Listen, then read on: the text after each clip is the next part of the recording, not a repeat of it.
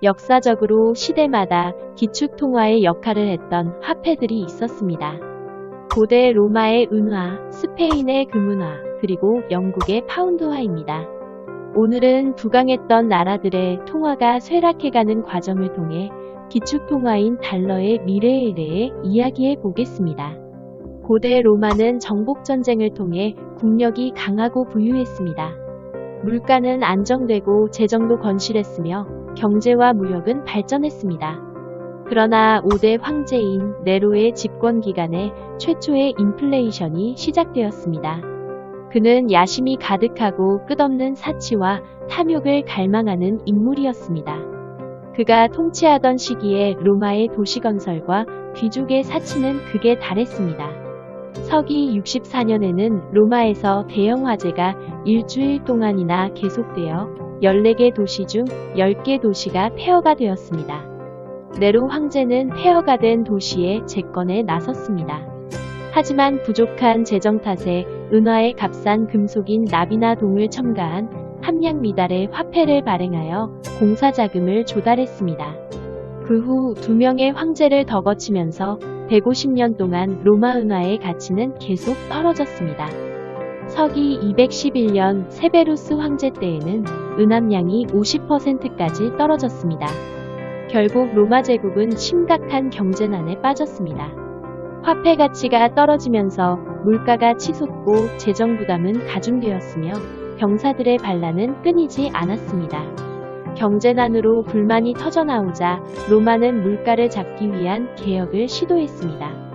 서기 301년 로마는 밀, 올리브유, 거위 등 상품 800가지와 이발사, 가정교사 등의 서비스 가격을 법으로 동결시켰습니다. 하지만 기대와 달리 시장은 침체에서 벗어나지 못했고 금리는 치솟았습니다. 그러자 로마는 금리도 최대 12%로 제한했습니다. 그랬더니 정상적인 경제활동은 모두 지하경제로 자취를 감추었으며 관리감독의 눈밖으로 사라졌습니다. 거대한 로마 제국은 화폐가치 하락으로 인한 물가 폭등과 경제적 혼란으로 쇠락의 길로 들어서게 되었습니다. 16세기 스페인은 무적 함대를 앞세워 유럽을 제패하고 남미의 식민지를 개척했습니다. 스페인은 식민지에서 물밀듯이 들어오는 엄청난 양의 금은으로 금화와 은화를 만들었습니다.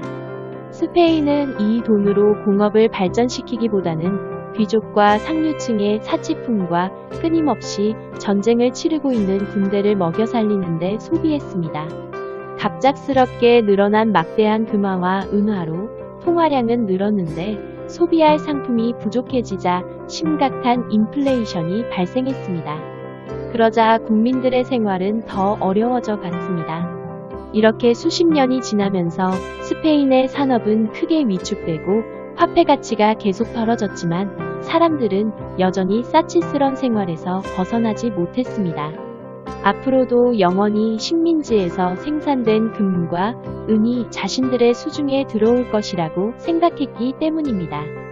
그 시기에 유럽 신흥 열강들의 산업은 급속하게 발전하고 있었습니다.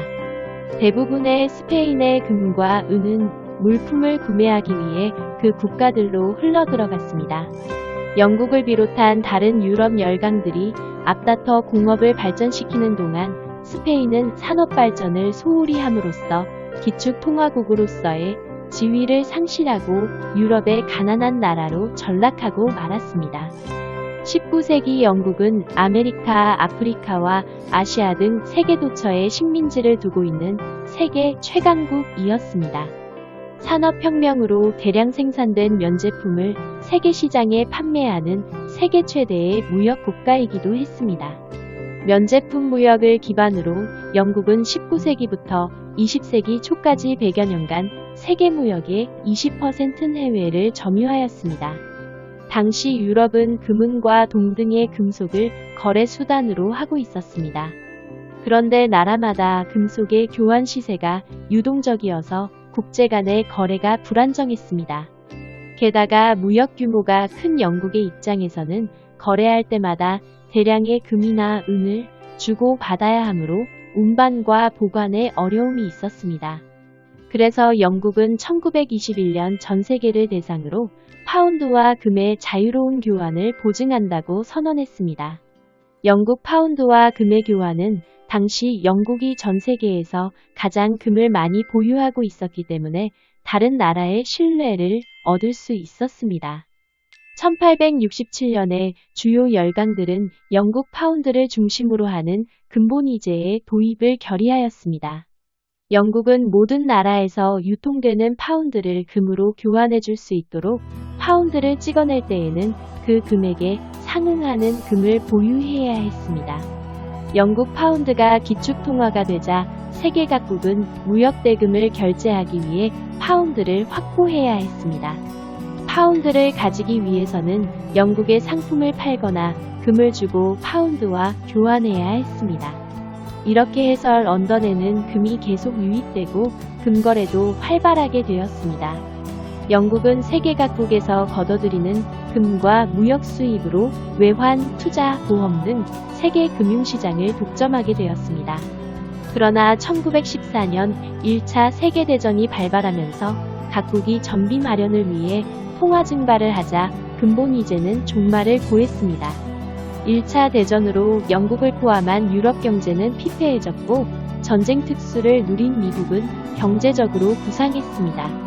전쟁 전에 영국은 세계 최대의 채권국이었으나 전후에는 오히려 미국에게 막대한 빚을 지게 되었습니다. 전쟁이 끝난 후 미국은 영국의 부채 상환과 미국이 보유하고 있는 파운드를 금으로 교환해 줄 것을 요구했습니다. 영국은 파운드를 금으로 교환해주고 남은 금은 부채를 상환하기 위해 팔 수밖에 없었습니다. 이때부터 달러가 파운드를 대체하기 시작했습니다.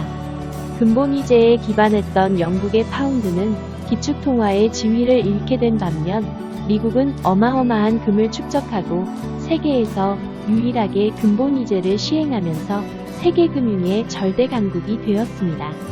이처럼 역사적으로 볼 때 기축통화가 쇠락하는 배경에는 통화난발로 인한 화폐 가치의 하락과 인플레이션, 그리고 전쟁으로 인한 국가 재정의 악화가 있었습니다. 기축통화인 달러도 만성적인 무역 적자와 재정 적자에다 위기가 닥칠 때마다 무제한 통화 중발로 그 위상이 점점 약화되고 있습니다.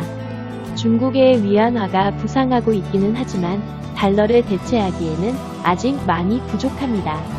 달러의 기축통화로서의 지위는 앞으로도 지속되겠지만 지금과 같은 만성적인 재정 적자에다 위기 때마다 통화 증발 패턴이 반복될 경우 기축통화로서의 지위를 더 이상 유지하기 어려울 것입니다.